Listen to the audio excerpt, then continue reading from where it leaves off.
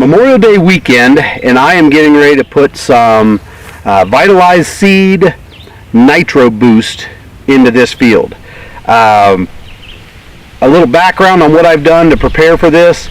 It's probably been 6 weeks ago. I came out and I took soil samples, sent those off, got those back, and walked through those with Al. You know, I look at a soil sample and I do a very basic interpretation, primarily with comments that they've made. But I was expecting to see a low pH. The pH here is actually pretty good.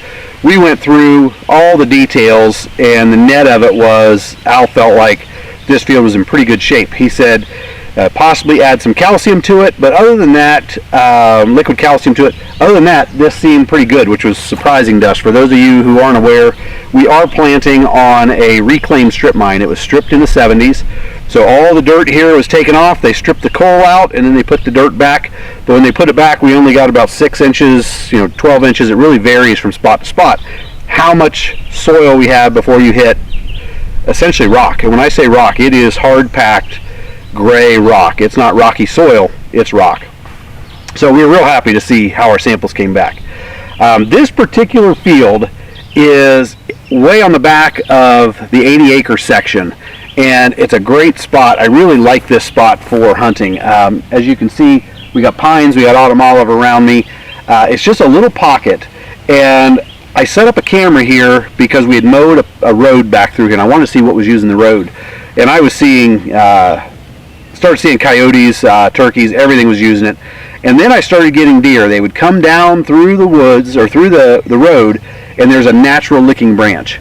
Bucks, does, everything that turns that corner stops and uses that branch. From there, they cross this way. I'm about, 30, 40 yards from the neighbor's property, and he's got a pinch point over there. He's also had his property strip mined years and years ago before he owned it.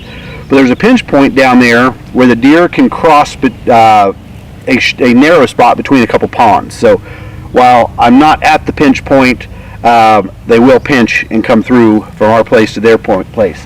He's got a big stand of oaks that were not removed during the strip mining, so there's a real nice stand of oaks over here. So there's definitely some traffic through here. Lots of cover for the deer. It's really thick back here.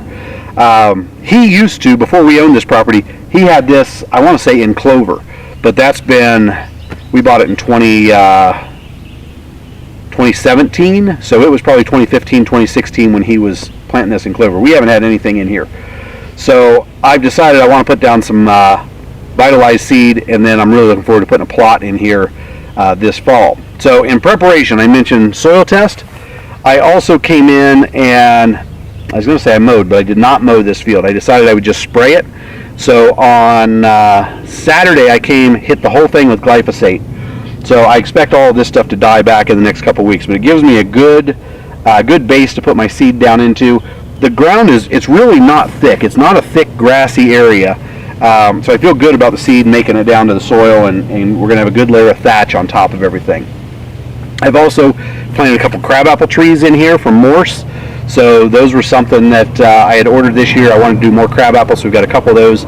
But I'll take the camera and I'm going to show you a little bit of what this is. But it's just kind of a little opening in this thicket, and really looking forward to improving it and being able to hunt it. But today I'm going to get out the bag spreader, and this is a little less than a half acre in here. So I'll put it on a little thick, but I won't go through a full 100 pounds on this.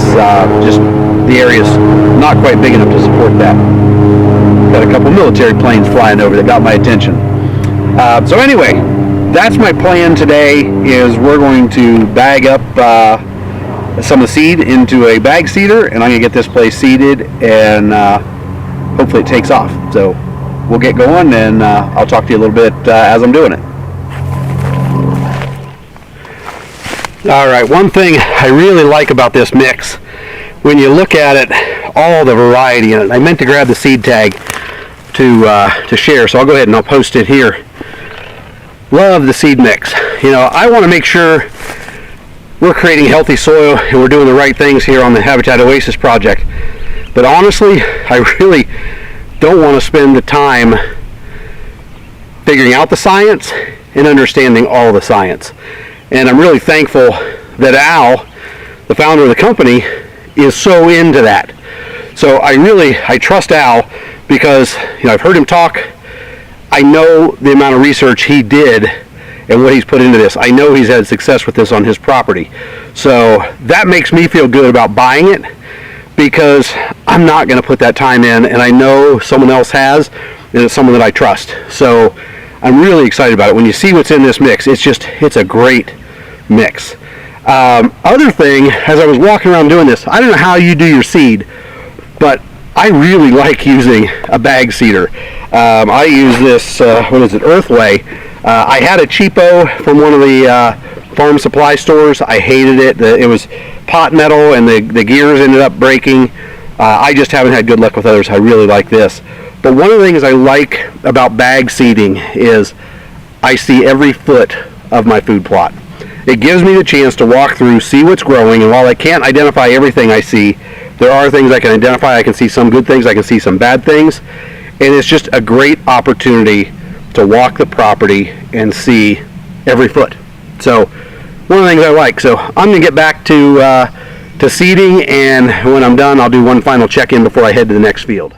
Well, I started putting together this video and realized I had forgotten to shoot the closing while I was at the cabin. So I'm going to do it real quick here. Good news is I have some additional information to add. I ended up planting 4 acres. Josh planted 1, and we've got some pretty diverse areas. So it'd be interesting to see how the seed performs in each area.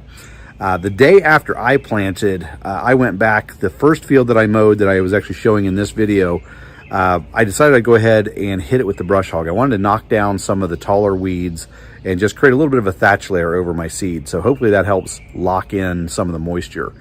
Other fields I had brush hogged before, and I had some tire tracks through them where the grass was really matted down. And as I put the seed down, I noticed a lot of seed sitting on top of that, and I wasn't going to get the seed to soil contact I wanted. So I went back over those with the brush hog and knocked all those tire tracks down. So hopefully that got a lot of my seed down to the ground and also provided an additional thatch layer there. Good news is we've had a decent amount of rain in the last week and a half, and really ideal conditions for seed germination. We've had sun, but it hasn't been so hot that it dries things out between the rain. So get those seeds germinated and growing, keep them moist. I'm really looking forward to getting back down there in the next couple days, checking it out and seeing what's coming in. So as soon as I see some growth, I will get an update out to you, and we'll see how it goes. So thanks for joining, and stay tuned in, and we'll show you how successful we are. Thanks.